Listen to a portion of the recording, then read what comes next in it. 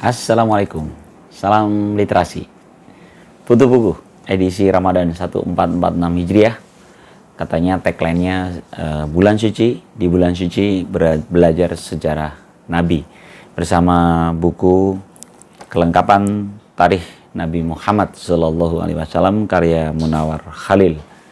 Ada 3 jilid dan terdiri dari 53 bab, dan saya berencana menyampaikan atau membacanya 2 bab setiap hari.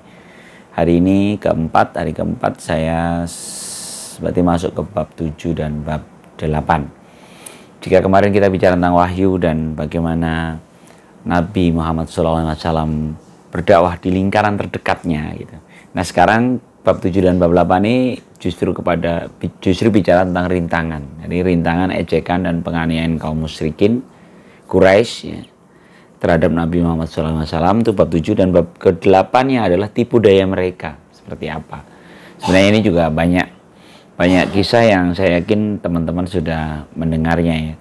Tapi seperti biasa, kelebihan buku yang ada di depan saya ini, buku kelengkapan tarikh Nabi Muhammad SAW ini adalah pada kelengkapannya. Saya merasa detail sekali disampaikan. Contoh nih, misalnya ketika kita bicara tentang rintangan dan ejekan, Munawar Khalil, sang penulis, mencoba mengawalinya pada pokok seruan Nabi Muhammad. Sebenarnya apa sih yang diserukan Nabi Muhammad itu?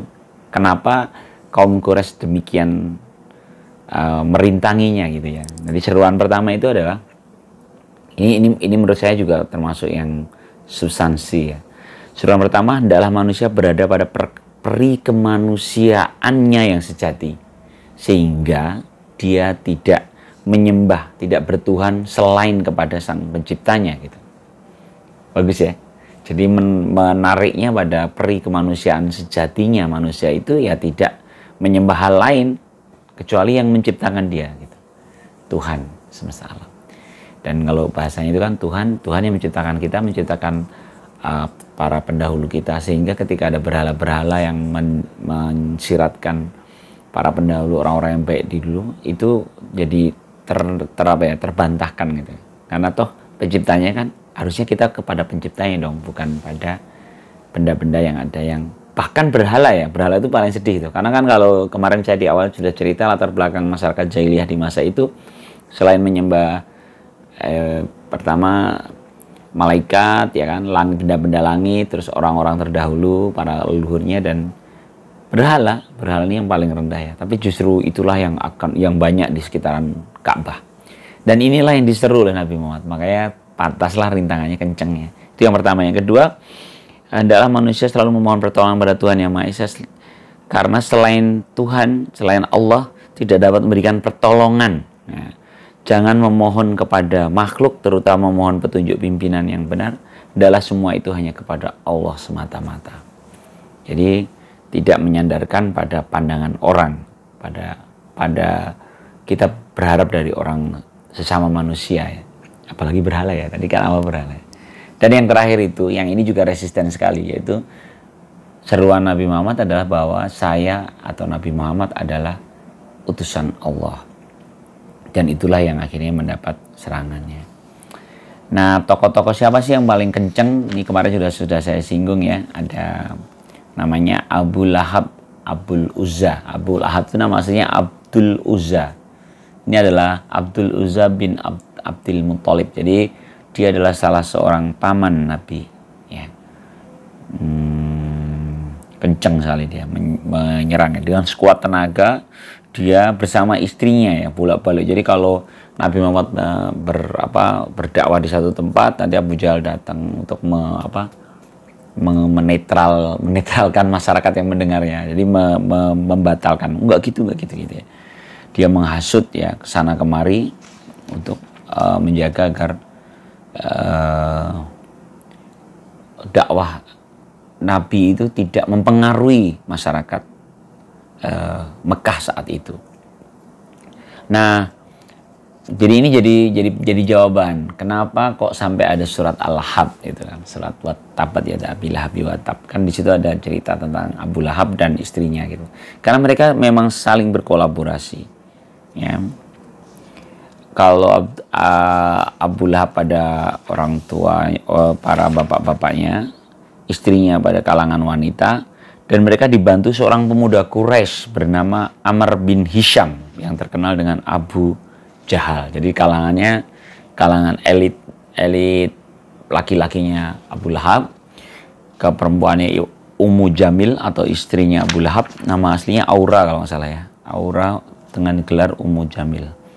Dia terus memberikan mengcounter ya. Jadi kalau ada cerita gini dibantah lagi dengan menyebar, terus dia sampai mengikuti ya. Yang paling ekstrim itu adalah Abu Lahab melempar kotoran. Jadi di sini diceritakan tuh ada beberapa kotoran najis, pertama kotoran binatang, terus terakhir malah bahkan kotoran manusia. Kotoran manusia ke siapa? Ke Nabi Muhammad. Sampai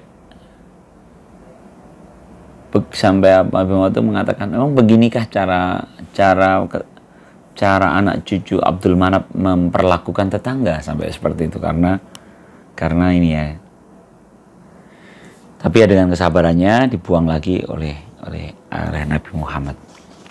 Kalau Ummu Jamil ya, dia termasuk yang sakit hati betul dengan surat Al-Lahab itu ya. Dia ingin mengcounter itu, meminta Abu Sufyan untuk membalasnya dengan membunuh Nabi Muhammad gitu ya. Oke ya, kayaknya sih banyak kisahnya ya, dengan cara ini banget sih politis gitu ya, politis. Jadi kalau dia pakai dalil-dalil, ini kalau saya yang terpikir seperti biasa, ini Putu Buku ya, Putu Buku tidak review buku secara serius atau akademis gitu, tapi hanya apa yang saya pikirkan dan saya rasakan. Saya membaca kisah Abu Lahab, Ummu Jamil istrinya Abu Lahab atau Aura tadi, dan Abu Jahal dalam menghalangi dakwah Rasul itu, saya tuh jadi tahu bagaimana perangkat orang-orang itu menahan kebenaran dengan caranya gitu ya. Contoh misalnya ketika selalu mengangkat keluarga gitu. Misalnya kayak Ummu Jamil mengatakan ke Abu Sufyan, apakah kau tidak sakit hati jika seorang saudaramu gitu. Jadi menarik kekuatan keluarga. Kemudian kehormatan gitu. Bagaimana mereka telah membodoh-bodohkan kita gitu. Membodohkan kita dan luhur kita untuk menggulingkan berhala. Jadi kan menarik kekuatan-kekuatan sosial yang ada di masyarakat itu menjadi periranti untuk menyerang atau membalas atau menahan dakwah Nabi. Saya pikir ini ya, kayaknya cara-cara ini juga yang dilakukan sampai dengan saat ini. Menarik kekuatan-kekuatan itu menjadi mengkonsolidasi kekuatan itu.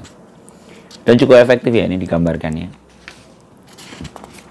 Apa ya yang menarik dari ini ya? Oh, termasuk ketika Uqbah bin Abi Mu'aid. Ini agak seru nih, karena dia menangkap Uqbah dengan jadi gini ceritanya nih. Ini boleh dijadikan contoh lah satu adegan ya, karena dramatis ini. Pada suatu hari Nabi mengerjakan sholat di masjid tempat Hijr Ismail. Jadi di Ka'bah ada Hijr Ismail, dia sholat di situ. Dan Uqbah bin Abi Mu'aid ini datang melihat Nabi sedang sholat, dengan segera ia menanggalkan sorbannya lalu dipilinnya dan lalu dipegang diri beliau dari belakang dengan menjeratkan pilinan itu ke leher Nabi Muhammad. Ngeri banget ya. Dan dia mencekik beliau dengan pilihan itu sekeras-kerasnya, dan karena keras jeratan cekikan Uqbah ini nih, jiwa Nabi hampir melayang, dia kecekik ya, dia nggak bisa napas. Tetapi karena Allah belum mentakdirkan Nabi celaka dan masih mencari selamat dari bahaya itu, mendadak kebetulan datanglah Abu Bakar sahabat beliau ya, dan langsung Abu Bakar menangkap bau Uqbah dan membantingnya. Apakah kamu akan membunuh seorang dengan berkata Tuhanku itu Allah, sedangkan datangnya kepadamu dengan bukti-bukti yang nyata dan dari Tuhanmu, kata Abu Bakar ya. Dramatis ya. Jadi Abu Bakar menyelamatkan Nabi saat dia dicekik sedang sholat di Hijr Ismail. Ya, ini ceritanya ya. Banyak sih di situ, cukup dramatis ya. Kemudian tipu daya aja lah ya. Kita sekarang ke bab 8, tipu dayanya. Tipu daya ini kayaknya saya yang merasa wow gitu ya. Wow itu saat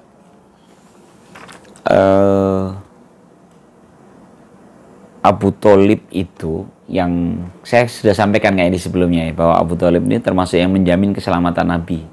Walaupun dia tidak mau ikut dalam keyakinan Nabi Muhammad, karena dia belum bisa meninggalkan agama leluhurnya gitu kan. Tapi dia menjamin keselamatan Nabi.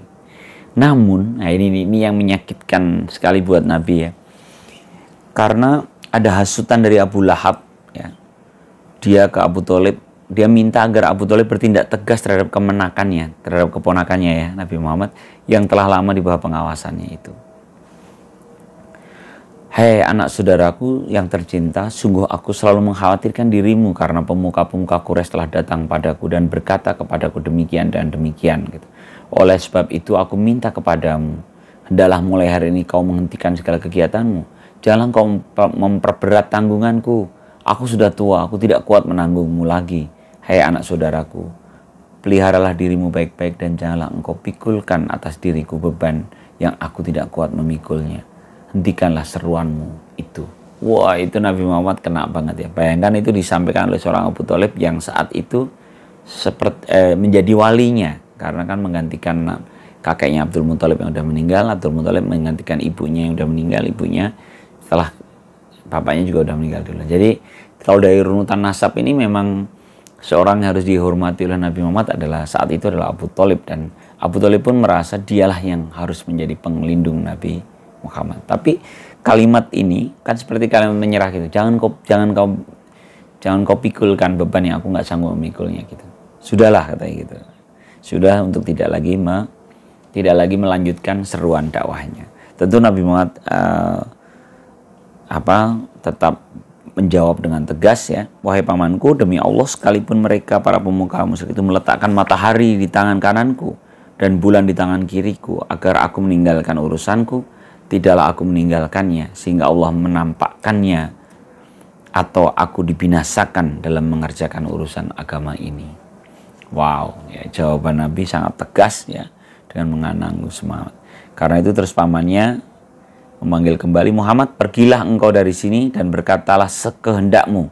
Demi Allah aku tidak menyerahkan engkau pada mereka. Nah, akhirnya kalimat Abi Thalib seperti itu. Jadi seperti menyerah, ya udahlah gitu ya. Tapi aku nggak akan menyerahkan Muhammad kepada mereka kaum Quraisy yang minta itu. Dan kemudian ya ada beberapa fragmen-fragmen lain bagaimana Abu Thalib melindungi sang keponakan. Walaupun sempat goyang tadi ya karena ditekan oleh para elit Quraisy. Oke, sebenarnya ada banyak lagi ceritanya dia, tapi ini nyaris serupa lah ya serangan-serangannya ya dari beberapa tokoh yang sebenarnya seru sih, karena ini boleh teman-teman baca sendirilah ya. Ada beberapa penjelasan justru ke Al-Qur'annya, ke ayat-ayatnya gitu. Jadi bagaimana ini kalau teman-teman membayangkan itu Rasulullah ini dalam tekanan yang luar biasa dari sekitarnya, namun ada Allah, dan Allah itu menjaga semangat Nabi dan para sahabatnya itu dengan turunnya ayat demi ayat di saat-saat genting itu. Nah, ini kita jadi ngerasa ya, oh ini salah satu jawaban nih kenapa Al-Quran turun tidak sekaligus, melainkan berturut sesuai dengan peristiwa. Ternyata itu bagian dari penjagaan. Jadi di sejarahnya itu akhirnya ketika ada kejadian ini turun ayat ini, kejadian ketika tadi Ubah yang mencekik Rasul tadi, terus Abu Bakar menyangka itu juga turun ayatnya itu tentang itu. Jadi indah ya bagaimana Allah menurunkan Al-Quran yang sebenarnya sudah utuh, turun dari Lauh Mahfuz kalau nggak salah begitu kan, turun tapi terus ditahan di langit bumi, terus kemudian turun secara ayat per ayat gitu. Sehingga tadi dalam mekanisme penjagaan semangat, ya akhirnya kita Nabi Muhammad dan para sahabat tetap dengan semangat karena ada turunnya ayat-ayat itu secara berkala. Di satu sisi juga turunnya yang bertahap itu membuat para sahabat, ya Nabi dan para sahabat, dikuatkan pemahamannya karena tahu persis. Dan ini ijtihad saya, ini versi Putu aja ya, tapi boleh kalau di sama teman-temannya. Karena itu mengapa kita perlu membaca sejarah Nabi, agar kita merasakan suasana itu, sehingga nanti per ayat-ayatnya itu kita ngerasain, oh itu, oh saat turun.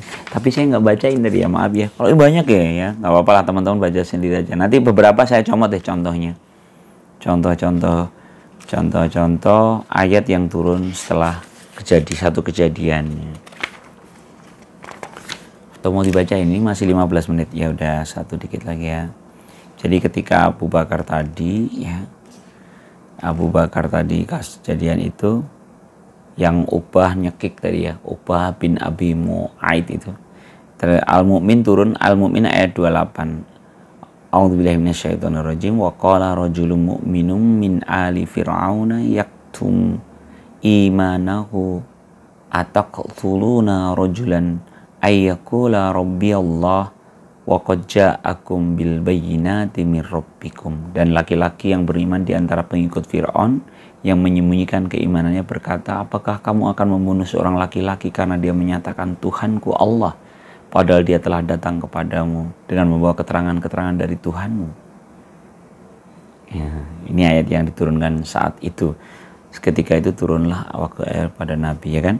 Walaupun itu kisah tentang lelaki Fir'aun ya, tapi sebenarnya kalimat itu loh yang tersampaikan oleh Abu Bakar saat membela Nabi Muhammad. Itu kan seru lagi ya. Berarti ayat yang turun itu pun seolah-olah penggalan kisah di kisah yang lama gitu, tapi itu menjadi penjelas atas kejadian saat Abu Bakar membela Nabi Muhammad, menyelamatkan Nabi Muhammad dari cekikan sorban Uqbah bin Abi Mu'aid. Ya, mungkin begitulah ya. Itu indahnya berinteraksi dengan Al-Quran dan hadis dan juga sejarah Nabi. Mungkin itu ya saat ini. Mohon maaf. Salam literasi. Assalamualaikum warahmatullahi wabarakatuh.